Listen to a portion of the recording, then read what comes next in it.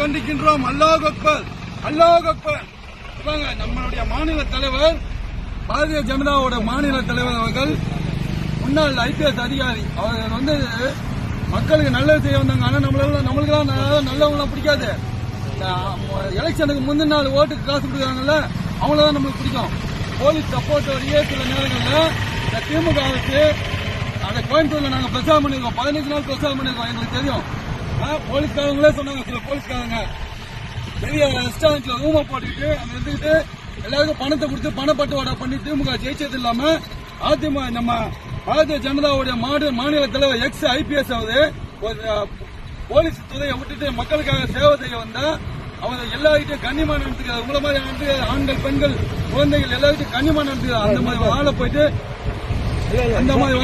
ஆடை வெட்டி நீங்க பண்றீங்க. அது ஆட்டுக்குட்டியில வராது, சிங்கக்குட்டி. அல்லாஹ் அக்பர், அல்லாஹ் அக்பர். நான் இந்த கலெக்டர்கிட்ட மனுவை கொடுத்துட்டு இவனுங்களை ஆடை வெட்டி அண்ணாமலை ஆட்டுக்குட்டி அப்படின்னு சொன்னானுங்கல்ல, அவனுங்களை கைது பண்ற வரைக்கும் விடவே மாட்டோம். இந்த போராட்டத்தோட இன்னைக்கு வந்து ஸ்டார்ட் ஆயிருக்குது. இனி வரும் காலங்களில் மாற்றுத்திறனாளிகளை வச்சோம், பெண்களை வச்சோம், முதியோர்களை வச்சோம். இதே செங்கல்பட்டு கலெக்டர் ஆபீஸ்ல நாங்க வந்து கண்டிப்பா செங்கல்பட்டு கலெக்டர் ஆபீஸ் பண்ணல, நாடு முழுவதும் வச்சுக்கோம். நாடு முழுவதும் அண்ணாமலை அவர்களுக்கு ஆதரவாக நாங்கள் ஆர்ப்பாட்டத்தை கண்டிப்பாக வெடிக்க செய்வோம். ஆனா நாங்க ஜனநாயக கடமையை தான் ஆட்டுவோம். அந்த மாதிரி மற்றவங்க மாதிரி கல்ல விட்டு அந்த மாதிரி எல்லாம் பண்ண மாட்டோம். தயவு செய்து கலெக்டர் அம்மா வந்தவன மனுவை கொடுத்து நான் போயிட்டே இருக்கிறேங்க.